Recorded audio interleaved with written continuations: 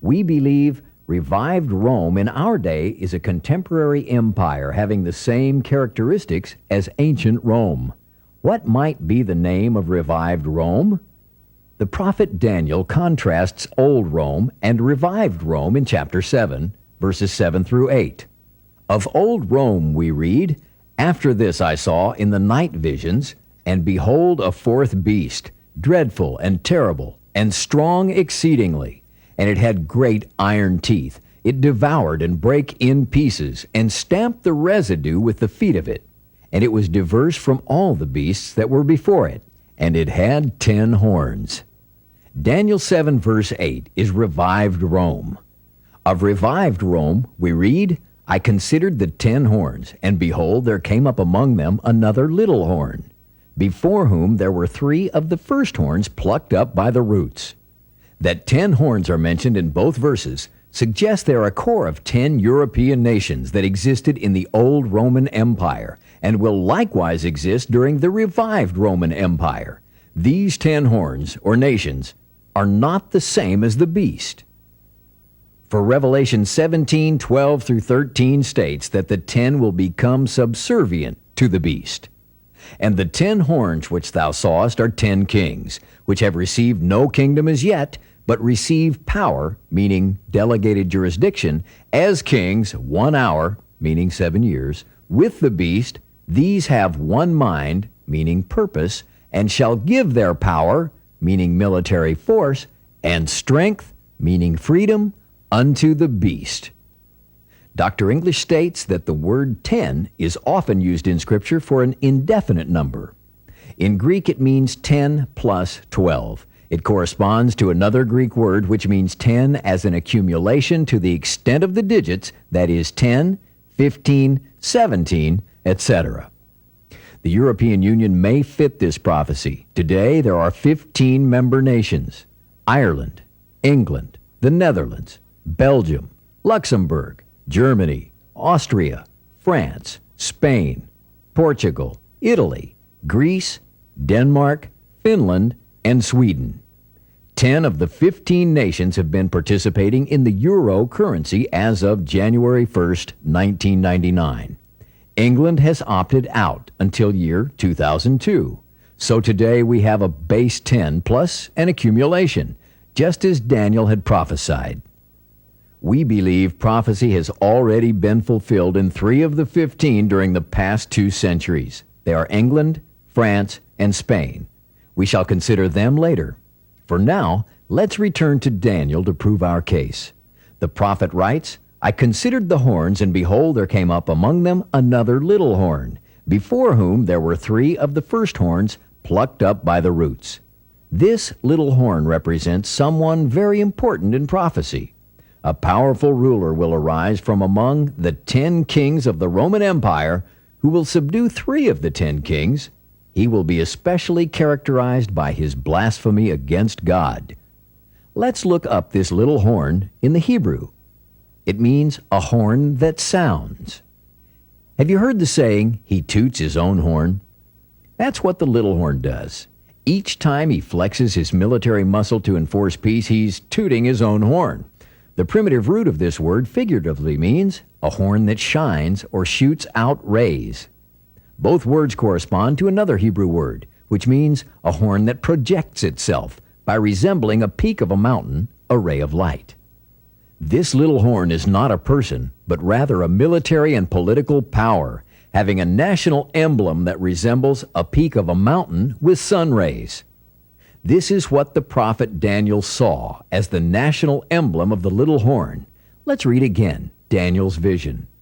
"I considered the 10 horns, and behold, there came up among them another little horn, before whom they were 3 of the first horns plucked up by the roots. And behold, in this horn were eyes like the eyes of a man." Let's look up that word eyes. It's not plural, but singular. The scripture should read, "Behold, in this horn was an eye like the eye of a man." What the prophet Daniel saw in the center of the little horn, or sun-rayed mountaintop, was a single eye. The same single eye of Lucifer, Satan, who wanted to rise above the 7 eyes of the Lord. The little horn that came up from among the 10 European horns represents a nation that is not one of the 10, but an 11th nation that came up from, or perhaps was populated by, the 10. It appears to be a new nation, founded in the latter days by a few people from the territory of the 10, for Daniel 11:23 speaks of it maturing. He, the little horn, shall work deceitfully, for he shall come up and shall become strong with a small or few people. Deceitfully in Hebrew can also be translated craft, as in witchcraft. We shall return to this word later, where it is used to identify the religion of the beast empire and the worldwide protection of that religion by the little horn. The little horn used deceit to subdue 3 of the 10 horns. The prophet writes, I considered the 10 horns, and behold, there came up among them another little horn, before whom there were 3 of the first horns plucked up by the roots. We believe the 3 European horns plucked up by their roots were England, France, and Spain. Now, let's prove our case. In Hebrew, the phrase plucked up by the roots means to hamstring. The little horn, with a small or few people, is strong enough to hamstring the 3, but not mighty enough to destroy them. After a time, however, the little horn builds strength and becomes the military power that is the beast, which rises up out of the sea. Most prophecy students are still looking to the future for the birth of the little horn. One, however, writes, we will not find in the future what has already transpired in history. Pastor Randy Shoup, author of the book, Is America Mystery Babylon the Great?, believes young America is the little horn. Of the 3 horns plucked up by their roots, Shoup writes, all had colonial roots planted in America. Through the Revolutionary War, England was plucked up. France sold out rather than facing war with little America. Spain was the last to be plucked up through the provoked war with Mexico in 1847.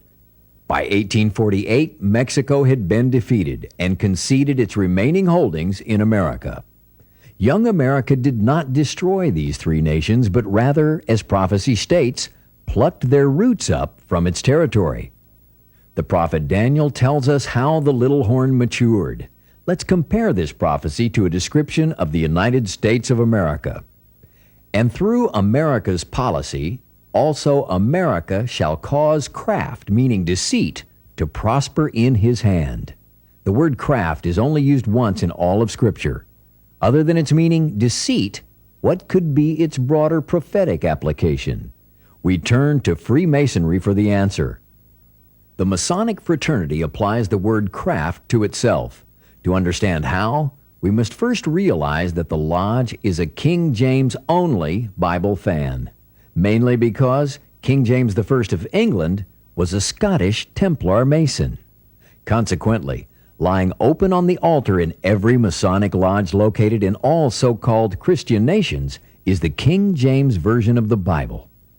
In the front section of the Bible, before Holy Scripture begins, is approximately 100 pages of Bible terms that Freemasonry claims are in reference to their order.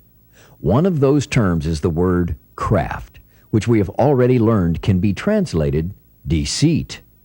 What does the word craft signify, asks Freemasonry? The term applied to persons collectively in a trade or mechanical occupation. In free or speculative Masonry, it signifies the whole Masonic fraternity wherever dispersed. So Freemasonry admits its order is deceitful by applying the biblical usage of the word craft to itself. The fraternity documents its deceit in many of its books, the most important of which is Morals and Dogma by 33rd degree Albert Pike. Pike writes that the blue degrees are but the outer portico of the temple. Part of the symbols are displayed there to the initiate, but he is intentionally misled by false interpretations. It is not intended that he shall understand them, but it is intended that he shall imagine he understands them, and whoso attempts to undeceive them will labor in vain.